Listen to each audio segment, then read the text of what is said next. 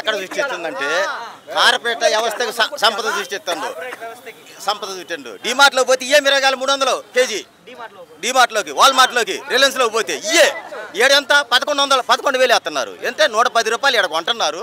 అయ్యే డిమార్ట్లోకి పోతే 300 రూపాయలు ఇయే మిరగాయలు. సంపద ఎక్కడ సృష్టిస్తుందంటే సంపద వాళ్ళకు సృష్టిస్తుండు. వాళ్ళు ఇస్తారు కోట్లు కోట్లు కోట్లు కోట్లు దోసుకోవడానికి.